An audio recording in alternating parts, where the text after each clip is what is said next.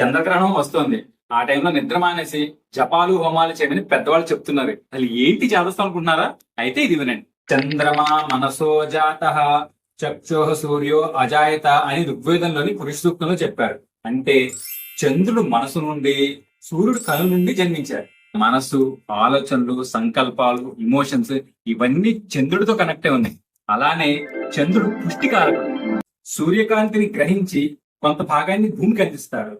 ఈ చంద్రకాంతిని తీసుకుని పాడి పంటలు, పశుపక్ష్యాదులు, మనిషి యొక్క మెదడు, మనస్సు, ఔషధ మొక్కలు ఎంతో నరిష్మెంట్ పొందుతాయి.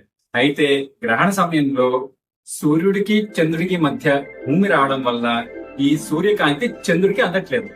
కాబట్టి చంద్రుడు భూమికి ఇవ్వాల్సిన నరిష్మెంట్ ఇవ్వలేకపోతున్నాడు. దీని వలన మన నేచర్ లో చాలా ఇంబ్యాలెన్సెస్ కలుగుతాయి. మనం కూడా ఇమోషనల్లీ ఇంబ్యాలెన్స్ స్టేట్ లో ఉంటాము.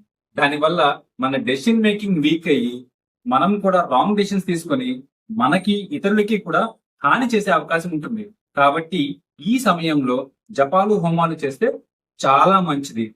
పర్టికులర్ గా మెంటల్లీ హెల్త్ ఇష్యూస్ ఉన్న వాళ్ళు శివ సంకల్ప సూక్తం వంటివి జపం చేస్తే వాళ్ళ మెంటల్ కండిషన్ లో చాలా ఇంప్రూవ్మెంట్ ఉంటుంది. హోమం నుండి వచ్చే వెలుగులు చంద్రకాంతిని సబ్స్టిట్యూట్ చేస్తాయని మన వేదంలో చాలా స్పష్టంగా చెప్పారు. అందుకే ఈ గ్రహణ సమయంలో అందరూ తప్పకుండా జపాలు హోమాలు చేయండి.